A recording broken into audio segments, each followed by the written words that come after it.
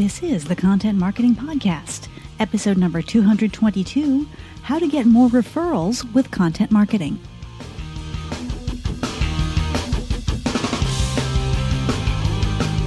Hello and welcome to the Content Marketing Podcast. This is the show where we help you grow your tribe and your bottom line through insanely good content. I'm your host, Rachel Parker of Resonance Content Marketing, and today is April 13th, 2017. Hello, or as we say in Texas, howdy, and thank you for joining us for today's episode of the Content Marketing Podcast. First of all, a special invitation to my Houston peeps. On May 25th, I will have the honor of presenting at MarTech Houston. This is going to be a fabulous one-day conference focused on the latest marketing strategies for small and medium-sized businesses, and I would love to see you there. For more information, visit bit.ly/MarTech Houston. Now, MarTech Houston is all caps, and that's MarTechHouston. Early bird pricing is available, but only through April 15th, which is a couple of days away. So grab your spot ASAP. Also a reminder, this podcast is available on iTunes, SoundCloud, and Google Play Music. So if you like what you hear, please feel free to click on over and subscribe. I also invite you to download our complimentary ebook, Ninja Secrets of B2B Blogging. Download your free copy today to learn the secrets that every B2B blogging ninja knows. And you can do that at contentmarketinggift.com. Last week, we welcomed a special guest to the show. Dave Mastovich of the No BS Marketing Podcast stopped by to share his insights on how to segment our audiences. If you happen to miss that episode, feel free to check it out on iTunes or SoundCloud or via the RSS feed. Today, we're talking about how content marketing can help you get more referrals for your business. But first, it's time to check in with our news feed for this week's rundown of news you can use. While Facebook is just blowing and going these days, more news out of Facebook headquarters. We got word that Facebook is slowly rolling out a split screen format for two-person live video broadcasts. This is currently limited to select personal profiles on Facebook's iOS mobile app for iPhone. So again, that's profiles only and just a select group of those. It's not yet available for pages, and it's not yet available on Android or desktop. Select users can go live from their personal profiles and then invite one other iOS user to participate in the broadcast as he or she begins watching. So I know a couple of the guys from Social Media Examiner took it for a test drive this week, and that video is out if you want to see how that works. But this is going to be terrific for things like live interviews and co-hosted webcasts. So let's all stay tuned and see how the rollout progresses. Okay, news out of Google. Well, sort of out of Google. As you know, Google is constantly updating its algorithm. Hardly a day goes by when they don't update something. But once in a while, an update comes along that is nameworthy. Yes, it's kind of like hurricanes that way. But the latest is being called Fred. And the experts are saying it rolled out around March 8th. And actually, a gentleman from Google named Gary Ilyes, hope I'm saying that right, Illyes, confirmed the update in an AMA session at the XMS West event just this week. So there has been a major update. And you know how these updates work. The experts see some changes, and then eventually Google confirms it. So with this update, some sites have been seeing as much as a 90% drop in traffic. So Barry Schwartz of Search Engine Land, which is a great resource for all these things. You can always trust what they put out there. In this post, he says he spent an entire weekend collecting sample URLs of webmasters who claim to have been hit by this update, who had their traffic dramatically decline.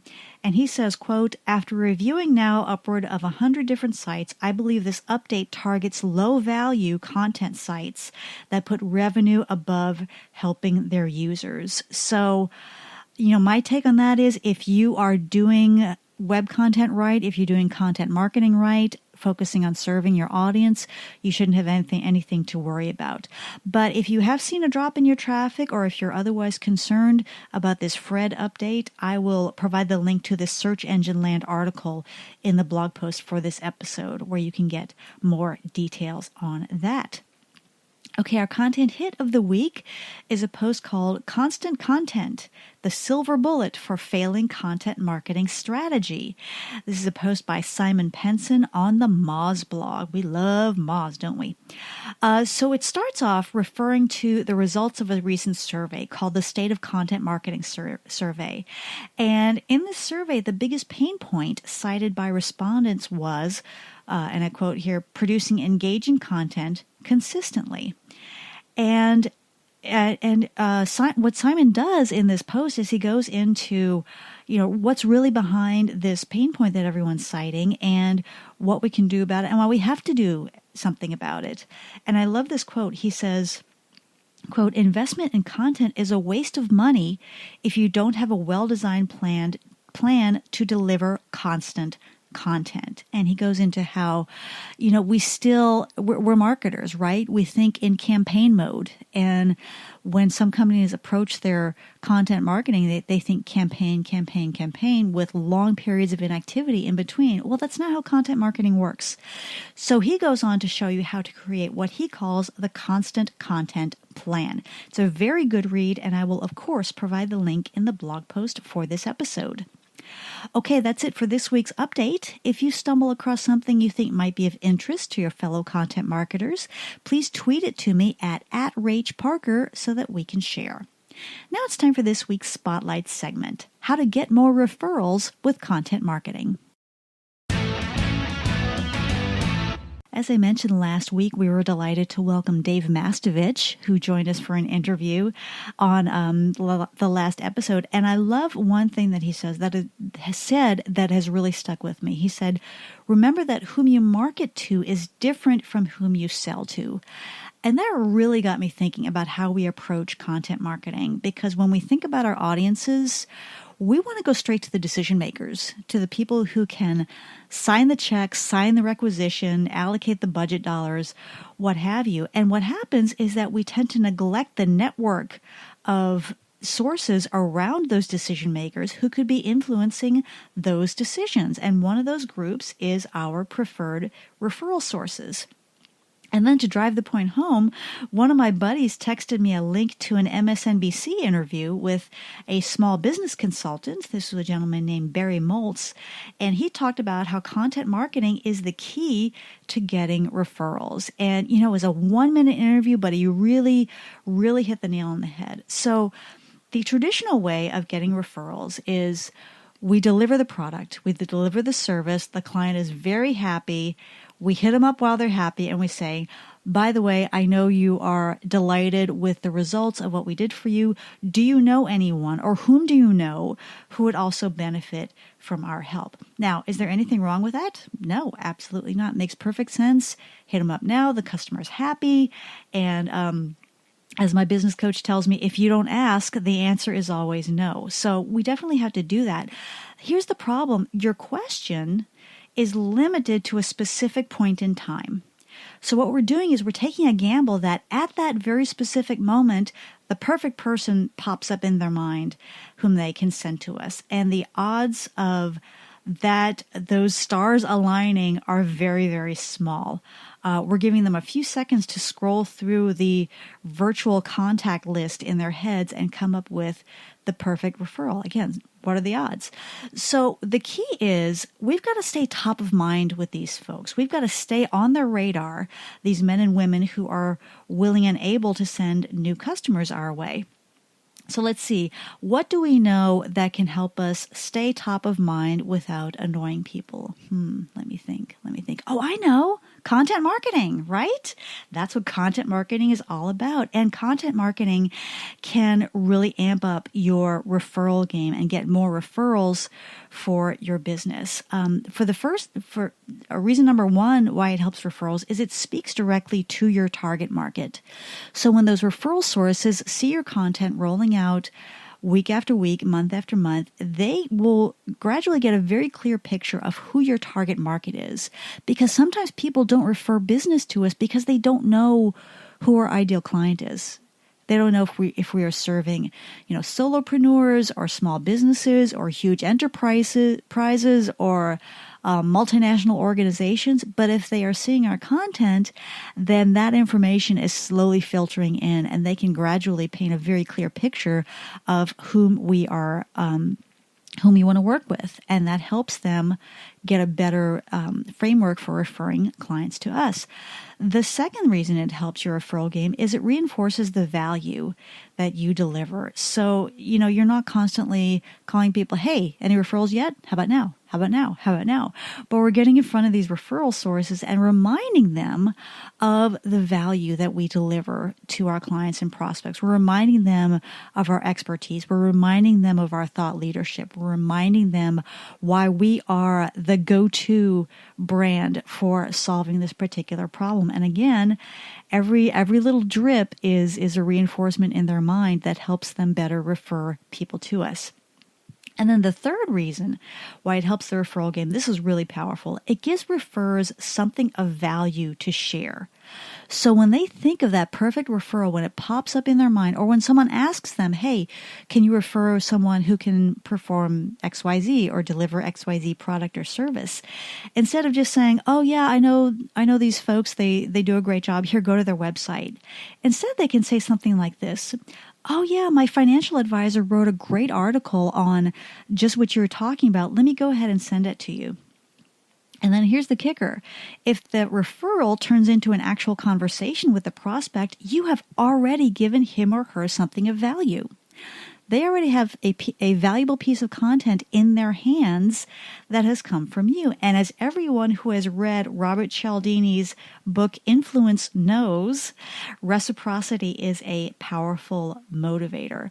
So those are the main reasons why content marketing is such a valuable asset in building referrals for our businesses. So how do we do that? How do we make sure that we stay on the radars of those referral sources? The first thing we can do is get those referral sources in our circles. We can ask them to follow us on social media. We can get them on our email lists. We can share content on a one-to-one basis. If there is a client or if there's a referral source that we've had several conversations about a particular issue, we can send them links to our blog post saying, hey, we were talking about this issue recently. I thought you might be interested in this blog post or this video or this podcast episode that we just put out there. But get those referral sources in our circles and make sure that our content is getting in front of them on a regular basis. The second thing, and this should be a no-brainer, make your content easy to share. Make sure that for every blog post, every video, every podcast episode, you have social share buttons in place. Make sure they work. I am so appalled by how many times I will go to share something and the social buttons are broken. They don't work. So make sure those social share buttons are there and a share via email button. Make sure that your content is just, as my husband says, duck soup easy to share. The third thing we can do is, speaking of reciprocity, we can engage with the content that our referral sources produce. So they may be publishing content on their own. They may be blogging. They may be sharing great links on social media. So we can stay on their radar by engaging with their content, by liking their Facebook posts, maybe commenting on their blog posts, sharing things that they have out there that will also resonate with our audience. And again, going back to the Cialdini rule, reciprocity is a very powerful motivator. When we do nice things for them, they want to do good things for us as well. Number 4, think about boosting selected posts on social media. And what that's going to do is increase your visibility. Now, we all know that organic reach has taken a huge hit over the last couple of years. Those Facebook posts may be showing single digits in your reach. So for key posts that you think will really resonate with those referral sources, think about boosting them. Think about boosting them on Facebook, maybe also on LinkedIn. I know LinkedIn is a little pricey, but if there's something that would really deliver value if you got it in front of more people, think about boosting those posts. Number 5 things we can do to to stay on the radar of our referral sources is think about getting clever with targeting promoted content. So what if, for example, you did a promoted Facebook post that targeted your prime referral sources? Instead of your target audience, maybe, or your target market, think about targeting those prime referral sources. And it could be, say, a blog post that refers to one of your client's success stories. Think about getting very strategic with that promoted content. And then finally, make sure to include a call to action in your newsletter, in all of your emails, and encourage forwarding. Encourage people, hey, if you enjoy what you've read here, if you think it might be helpful, please feel free to forward it. And most email marketing systems will have an automatic link that comes up that just says forward this, and it formats the email and everything. And also in that call to action, remind people, and you don't want to hit them over the head with this, but remind people that you do accept referrals and you do appreciate referrals. You know, sometimes people will talk to me and say, oh, I found a great client for you a few months ago, but you were always talking about how busy you are, so I assumed that you weren't taking new clients. No, always happy to talk to potential new clients. So make sure that people know you're open to speaking to any referrals whom they might choose to send your way. Okay, that is the quick and dirty rundown of how to get more referrals with your content marketing. If you have any questions, or if you have your own secrets of getting referrals with content, I would love to hear from you. And feel free to tweet me at Rach Parker. Now it's time for our content marketing tip of the week. For this week's tip, I want to share with you an initiative that I'm working on with a current client of mine. This client is in the technology industry, and they have spent a tremendous amount of time, effort, and yes, money on some very meaty, in-depth custom research reports. So they partner actually with companies like Aberdeen to conduct these research reports. And the results are truly outstanding. This is tremendous research. It's wonderful, useful data. Now, the problem is their modus operandi has been to release the study, link to it via a blog post, so give a quick summary and then link to it from the blog, and then promote it on social media for a few weeks, and then just kind of file it away on their resources page and go on to the next thing. So what I'm talking about with them is not only extending the time frame for promoting these resources, but also being more strategic and chopping them up into more appetizer-sized content bits. So we're looking at, for example, taking a section of the report and turning it into an infographic, or maybe taking some specific outcomes and having one of their experts share his or her take on that outcome via video. There's an endless array of opportunities for you to take something that is very meaty, is very it delivers a lot of value, and repurposing it. And when we repurpose it, of course, we link back to the original source. So if you're creating long-form content, whether that's research reports, white papers, ebooks, training courses, whatever it is you've got going on, see how you can keep that buzz going by sharing appetizer-sized excerpts on a consistent basis. Okay, campers, that is it for me today. I hope you've enjoyed this episode of the Content Marketing Podcast. If you like what you've heard, please feel free to subscribe on iTunes or Stitcher or Google Play Music or via our RSS feed. And if you really like what you've heard, please leave us a quick review on iTunes. Also, remember that my book, The Content Marketing Coach, Everything You Need to Get in the Game and Win, is available in book and Kindle format on Amazon. To learn more about the book and to download a free chapter, visit contentmarketingcoachbook.com. As always, I like to leave you with the quote, and yes, we have made the transition from basketball to baseball. So this quote is in honor of the start of the MLB season. Babe Ruth once said, quote, "Never let the fear of striking out get in your way," unquote. Again, this is Rachel Parker with Resonance Content Marketing. Thank you again for listening, and we will see you again next week. Take care.